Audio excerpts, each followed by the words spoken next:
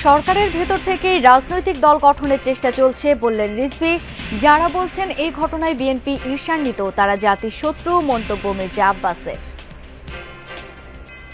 বিএনপিকে যারা ভিন্ন শিবিরে ঠেলে দিয়ে ফায়দা হাসিলের চেষ্টা করছেন, এটার পরিণতি কিন্তু ভালো হবে না। উপদেষ্টাদের মধ্যে থেকে চেষ্টা করা হচ্ছে যে একটা কিংস পার্টি করার, বিশেষ কোনো রাজনৈতিক দলকে তারা প্রাধান্য দিচ্ছেন। ক্ষমতায় থাকাকালীন বাংলাদেশের প্রবৃদ্ধি নিয়ে মিথ্যাচার করেছিলেন শেখ হাসিনা।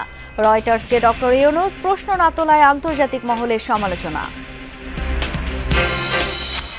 অমর্যাদা করার অভিযোগে সহকারী প্রাথমিক শিক্ষকদের শহীদ মিনারে সমাবেশ। অবিলম্বে 10ম গ্রেডের বেতন কাঠামো বাস্তবায়নের দাবি। শতভাগ পদোন্নতির মাধ্যমে আমাদের শিক্ষকদের যথাযথ মর্যাদা প্রদান করা হোক। আমরা রাজপথে মরণপণ শপথ নিয়ে এসেছি, 10ম গ্রেড নিয়ে এই ঘরে ফিরব। যানজট নিরসনে কাল থেকে ডিএমপির নতুন নির্দেশনা। জাহাঙ্গীর গেট থেকে বিজয় সরণি হয়ে ডানে মোড় নিষেধ। নিয়ম মানতে নগরবাসীর সহযোগিতা কামনা।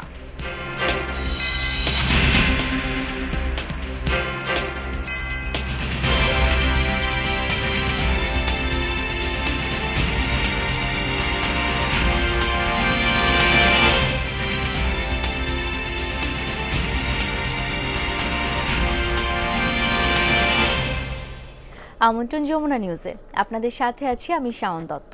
এতক্ষণ শিরোনাম দেখছিলেন। সরকারের ভেতর থেকে রাজনৈতিক দল গঠনের চেষ্টা চলছে, আর উপদেষ্টারা দল গঠন করলে নিরপেক্ষতা নিয়ে প্রশ্ন উঠবেই। এই মন্তব্য করেছেন বিএনপির সিনিয়র যুগ্ম মহাসচিব রুহুল কবির রিজভী। আর স্থায়ী কমিটির সদস্য মির্জা আব্বাস বলেছেন, ১/১১ সরকারের ভয়াবহ পরিণতি বিএনপির চেয়ে বেশি কেউ ভোগ করেনি। এই দলকে আওয়ামী দোসর বানিয়ে ভিন্ন শিবিরে ঠেলে দেওয়ার চেষ্টার পরিণতি ভালো হবে না। আরাফাত রহমান কোকোর মৃত্যুবার্ষিকীর আয়োজনে তারা একথা বলেন। বিএনপির প্রতিষ্ঠাতা জিয়াউর রহমান ও চেয়ারপারসন বেগম খালেদা জিয়ার ছোট ছেলে আরাফাত রহমান কোকোর 10ম মৃত্যুবার্ষিকী। 2015 সালের এই দিনে মালয়েশিয়ায় মারা যান তিনি। খালেদা জিয়া তখন গুলশানের কার্যালয়ে অবরুদ্ধ। কোকোর মৃত্যুবার্ষিকীতে বনানীতে কবরস্থানে শ্রদ্ধা জানান নেতাকর্মীরা। ফুলেল শ্রদ্ধা আর দোয়া মাহফিলে স্মরণ করা হয় এই ক্রীড়া সংগঠককে। শেখ হাসিনার চক্রান্তেই আরাফাত রহমান কোকো এক প্রকার হত্যাকাণ্ডের শিকার হয়েছিলেন বলে দাবি নেতাকর্মীদের।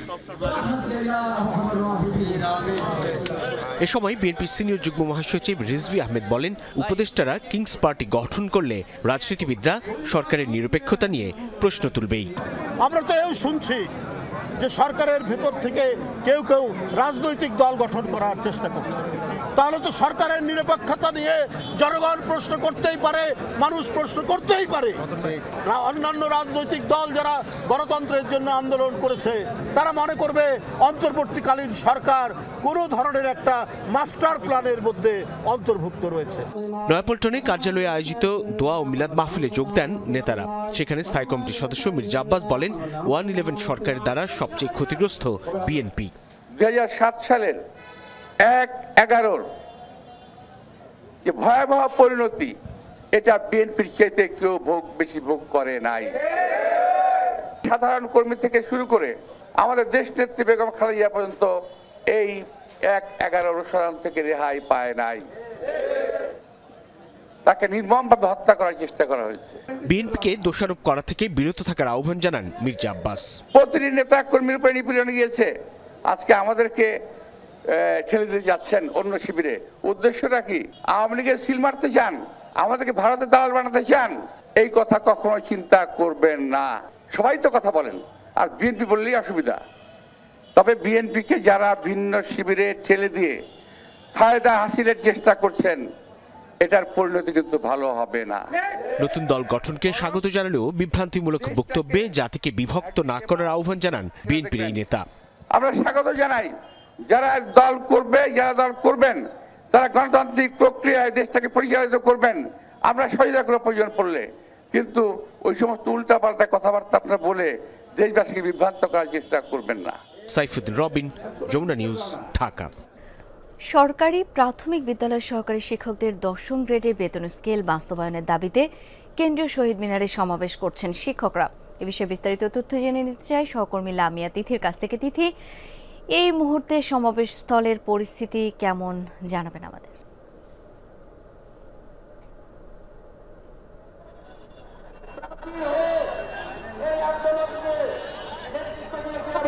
হলের পরিস্থিতি, তাহলে আমি একটু আমার সহকর্মীকে ক্যামেরা পার্সনকে একটু দেখাতে চাই। বর্তমানে কিন্তু তারা হচ্ছে যারা সকাল থেকেই কিন্তু 10ম গ্রেডের দাবিতে কিন্তু শিক্ষক সমাবেশ করছিল সরকারি প্রাথমিক বিদ্যালয়ের সহকারী শিক্ষকরা।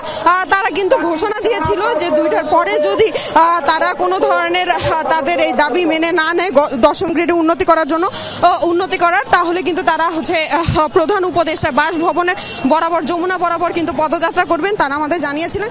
ঠিক কিন্তু জুমার নামাজের পরে তারা দ্বিতীয় দফায় কিন্তু আবার সেই সমাবেশ শুরু করেন এবং সমাবেশে তারা বলেন সমাবেশ শুরু করেন এবং এক পর্যায়ে গণ অধিকার পরিষদের নেতা এসেছিলেন নুরুল হক নুরু, সে বলেছিলেন, অনুরোধ করেছিলেন যেন এই পদযাত্রা না করে, কিন্তু তারা সেই অনুরোধ উপেক্ষা করেই কিন্তু পদযাত্রা শুরু করে এবং বর্তমানে কিন্তু পদযাত্রাটি কেন্দ্রীয় শহীদ মিনার থেকে শুরু করে এখন শাহবাগে আছে। কিন্তু শাহবাগে আসার পরে পুলিশ কিন্তু তাদের হচ্ছে আর অতিক্রম করতে দিচ্ছে না। তারা কিন্তু এক পর্যায়ে এখানে বসে পড়েছেন, কেউ এখান থেকে স্লোগান দিচ্ছেন যে তাদের দাবি আদায় না হওয়া পর্যন্ত কিন্তু তারা এখান থেকে যাবেন না। একই সাথে কিন্তু তারা বলছেন যে বর্তমান যে বাজার দর পরিস্থিতি রয়েছে সেটি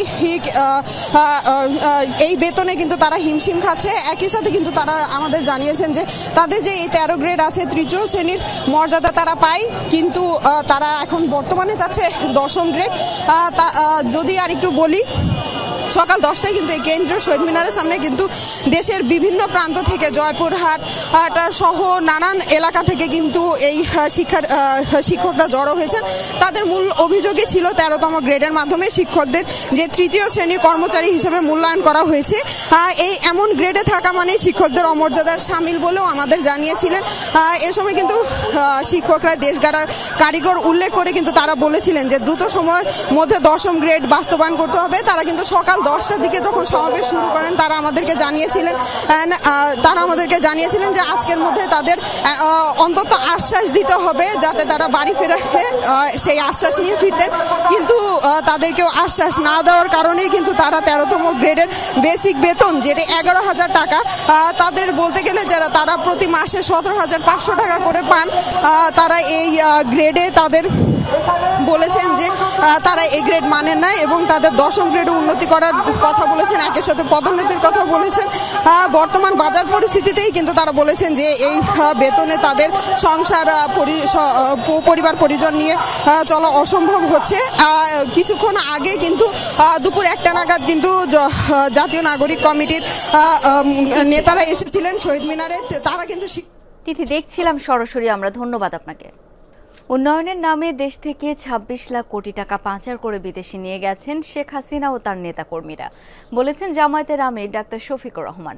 কুড়িগ্রাম সরকারি কলেজ মাঠে জামায়াতে ইসলামের কর্মী সম্মেলনে তিনি আরও বলেন, 15.5 বছর স্বৈরাচার সরকারের নিপীড়ন থেকে কেউই রক্ষা পায়নি। 1 বছর আগেও মানুষ ছিল নির্যাতিত, সব কারাগার বিরোধী দলের নেতাকর্মী এবং আলেমদের দিয়ে ভর্তি ছিল। ডাক্তার শফিকুর রহমান জানান, 1972 থেকে 2024 সাল পর্যন্ত দেশে সব অপকর্মের পেছনে আওয়ামী লীগের নেতাকর্মীরা জড়িত থাকলেও সেসবের জন্য দায়ী করা হতো জামায়াতে ইসলামীকে। আমরা বাংলাদেশে প্রত্যেকটা খুনের বিচার চাই, শুধু আমাদের নেতৃবৃন্দ না, আমাদের কর্মী না, যত মানুষ খুন করা হয়েছে অন্যায়ভাবে সবার বিচার চাই। আমরা ন্যায়ের পক্ষ নিব, অন্যায়ের প্রতিবাদ করব। যদি অন্যায়কে নীরবে হজম করি তাহলে আমিও অন্যায়কারীর মদতদাতা হয়ে গেলাম। আমরা এই অপকর্মের দায় নিতে চাই না। ফ্যাসিস্ট আওয়ামী লীগের দোসররা যেখানেই থাকুক তাদের বিচারের মুখোমুখি করতে হবে, একথা বলেছেন জামায়াতের সহকারী সেক্রেটারি জেনারেল রফিকুল ইসলাম খান। সকালে রাজধানীর ডিপ্লোমা ইঞ্জিনিয়ার্স ইনস্টিটিউশনে ছিল ঢাকা মহানগর দক্ষিণ জামায়াতের বার্ষিক পরিকল্পনার উপর ওরিয়েন্টেশন। সেই কর্মশালায় তিনি বলেন, গুম, হত্যা, খুনের সাথে প্রশাসনের যারা জড়িত তাদের আইনের আওতায় আনতে হবে। অত্যাচারী, খুনি ও জুলুমকারীদের কোনো ছাড় দেওয়া হবে না। আওয়ামী লীগের সময় 2 কোটি ভুয়া ভোটার বাতিলের দাবি জানান তিনি। যারা এই ফ্যাসিবাদের সাথে জড়িত তারা বাংলাদেশে থাকুক আর বিদেশে থাকুক, যেখানেই থাকুক না কেন, তাদেরকে গ্রেপ্তার করে ট্রাইব্যুনালে বিচারের মুখোমুখি করতে হবে। শুধু তাই নয়, এখনো যারা সরকারের ভিতরে বাইরে ফ্যাসিবাদের দোসর আছেন তাদেরকেও চিহ্নিত করতে হবে। আগামী নির্বাচনে ইসলামী দলগুলোর যেন একটিমাত্র ভোট বাক্স হয় সেই ব্যাপারে কাজ চলছে জানিয়েছেন ইসলামী আন্দোলন বাংলাদেশের আমির মুফতি সৈয়দ মোহাম্মদ রেজাউল করিম। সকল ইসলামী দল এক হয়ে নির্বাচনী জোটের ব্যাপারেও আশা করেন তিনি। দুপুরে রাজধানীর ইঞ্জিনিয়ারিং ইনস্টিটিউশনে ইসলামী আন্দোলন বাংলাদেশ ঢাকা মহানগর দক্ষিণ আয়োজিত নগর সম্মেলনে কথা বলেন তিনি। চরমোনাই পীর বলেন, ইসলামী দলগুলোকে বারবার সিঁড়ি বানিয়ে ক্ষমতায় গেছে বিভিন্ন রাজনৈতিক দল, আর এটা হতে দেয়া যাবে না। বাংলাদেশের বেশিরভাগ মানুষ দেশে ইসলামী শাসন দেখতে চায়। এদেশে এখনো সুষ্ঠু নির্বাচনের পরিবেশ সৃষ্টি হয়নি অভিযোগ করে ইসলামী আন্দোলনের নেতারা বলেন, প্রশাসন নিরপেক্ষ আচরণ করছে না, ক্ষমতার হাত বদল হয়েছে, সিস্টেমের পরিবর্তন হয়নি। ইসলাম নামক গাছটা বাংলার জমিনের ভিতরে বৃক্ষ বট এর চেয়েও মজবুত হয়ে মসনদে বাংলাদেশের সংসদে তারা উড্ডীন হবে এবং সুন্দরভাবে এই দেশ এবং মানুষ সুন্দর বসবাস করার পরিবেশ তৈরি করবে। এই আশায় ইসলামী আন্দোলন বাংলাদেশ কারো সাথে কখনোই আমাদের আদর্শ বিকাই নেই। ক্ষমতায় থাকাকালীন বাংলাদেশের প্রবৃদ্ধি নিয়ে মিথ্যাচার করেছিলেন শেখ হাসিনা।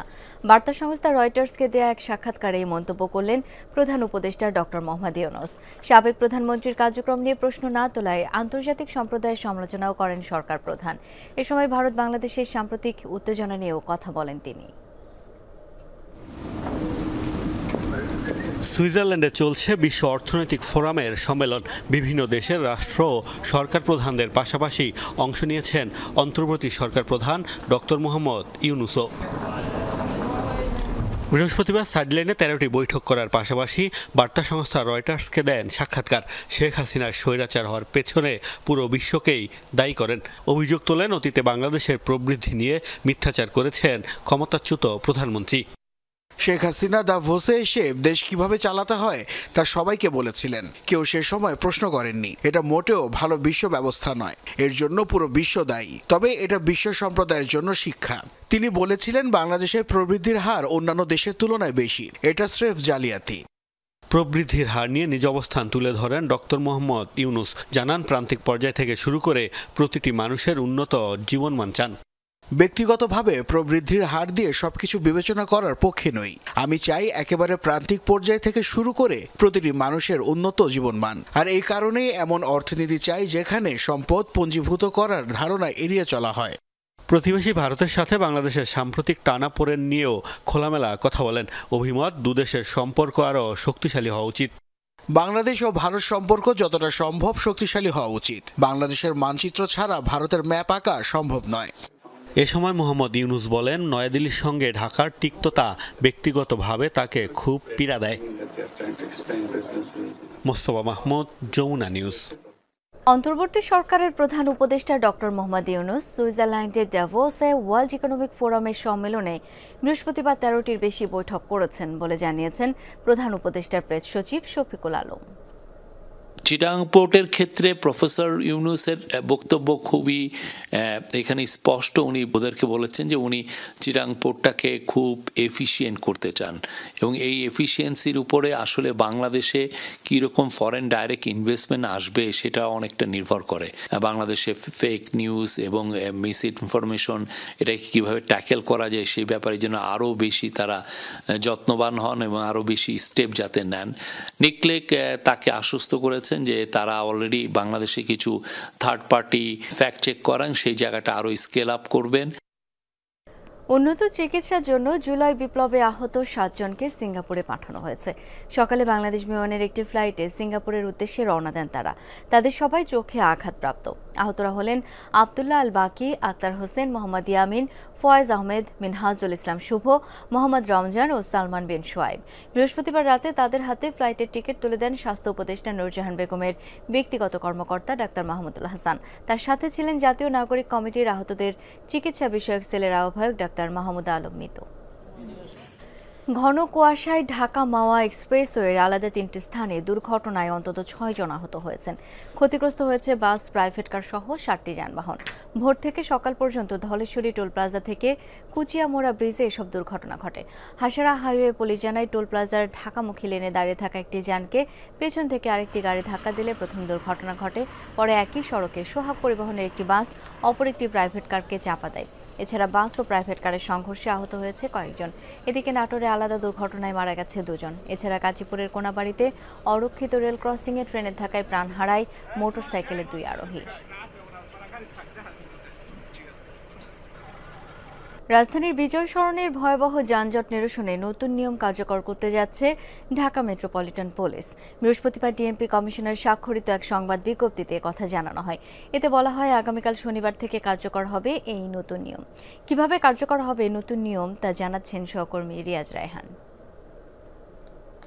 এটি কথা প্রচলিত রয়েছে, কেউ যদি এই বিজয় সরণি মোড় কোনো ধরনের সিগন্যাল ছাড়া পার হতে পারেন, তিনি নাকি চিমটি কেটে দেখেন এর স্বপ্ন নাকি বাস্তব। বিজয় সরণির যানজট এতই ভয়াবহ, আর সেই ভয়াবহতা দূর করতে অর্থাৎ যানজট নিরসনে আগামীকাল 25 জানুয়ারি থেকে একটি সিদ্ধান্ত কার্যকর করতে যাচ্ছে ঢাকা মেট্রোপলিটন পুলিশ। আর সেটি হচ্ছে জাহাঙ্গীর গেট থেকে যেসব পরিবহন বিজয় সরণির মোড় দিয়ে ডান দিকে মোড় নিয়ে ধানমন্ডি, আদাবর, মোহাম্মদপুর বা গাবতলীর মতো ঢাকার পশ্চিমাঞ্চলে যাবেন, তাদেরকে ডানে আর মোড় দিতে দেওয়া হবে না, সেটি বন্ধ করে দেওয়া হবে আগামীকাল সকাল থেকে। তার পরিবর্তে প্রধান উপদেষ্টা কার্যালয়ের ঠিক সামনে দিয়ে ডানে যে মোড়টি রয়েছে অর্থাৎ যে ক্রসিংটি রয়েছে সেদিক দিয়ে আগারগাঁও ক্রসিং হয়ে তারা বেড়ে যাবেন তাদের নির্দিষ্ট গন্তব্যে। ঢাকার পশ্চিমাঞ্চলে যাওয়ার জন্য যে পরিবহনগুলো প্রধান উপদেষ্টার কার্যালয়ের সামনে দিয়ে ডান দিকে মোড় নিয়েছে সেগুলো বের হওয়ার জন্য 2টি ক্রসিং খোলা আছে। একটি হচ্ছে বিআইসিসির সামনে দিয়ে যে ক্রসিংটি রয়েছে সেটি, আরেকটি হচ্ছে এই যে আগারগাঁও ক্রসিং, এই আগারগাঁও ক্রসিং অর্থাৎ এই আগারগাঁও 4 রাস্তা দিয়ে তারা বেরিয়ে ধানমন্ডি, মোহাম্মদপুর, আদাবর কিংবা গাবতলীর মতো অথবা ঢাকার পশ্চিমাঞ্চলে যে কোনো যে গন্তব্য যেটি রয়েছে সেই গন্তব্যে তারা যেতে পারবেন। রাজধানীর যানজট নিরসনের জন্য ঢাকা মেট্রোপলিটন পুলিশ যে কয়েকটি পাইলট প্রকল্প হাতে নিয়েছিল তার মধ্যে এই আসাদ ক্রসিংটি অন্যতম। আগে গাবতলী থেকে ধানমন্ডি নিউ মার্কেট বা সায়েন্স ল্যাবের দিকে যেসব পরিবহনগুলো যাতায়াত করতো সেগুলো সরাসরি চলে যেত, আর তখন দীর্ঘ সময় যানজটে পড়তে হতো এই পথের পরিবহনগুলোকে। আর সে কারণে এখন এই আসাদ ক্রসিংটি পুরোপুরি বন্ধ করে দেওয়া হচ্ছে সরাসরি যাতায়াতের জন্য। গাবতলী থেকে যে পরিবহনগুলো আসছে সেগুলো বামে মোড় নিয়ে মানিক মিয়া এভিনিউ হয়ে সংসদ ভবনের সামনে দিয়ে আবার ডানে মোড় নিয়ে আসাদ এভিনিউতে আসছেন, আসাদ এভিনিউ থেকে আবার বামে মোড় নিয়ে সায়েন্স ল্যাব, নিউ মার্কেট বা শাহবাগের মতো যার যার গন্তব্য রয়েছে সেই গন্তব্যে চলে যেতে পারছেন। আর এই প্রকল্পে অনেকটাই সফলতা পেয়েছে ডিএমপি, অর্থাৎ যানজট অনেকটা নিরসন হয়েছে। আর এটিকে সামনে রেখেই বিজয় সরণি থেকে ডান দিকে মোড়ে নেওয়ার যে এটি বন্ধ করা হয়েছে সেই সিদ্ধান্ত কার্যকর করতে যাচ্ছে ঢাকা মেট্রোপলিটন পুলিশ। আর সেটি কার্যকর হলে বিজয় সরণি মোড়ের যানজটও অনেকটাই নিয়ন্ত্রণ করা সম্ভব হবে বলে মনে করছেন কর্মকর্তারা। রিয়াজ রায়হান, যমুনা নিউজ, ঢাকা।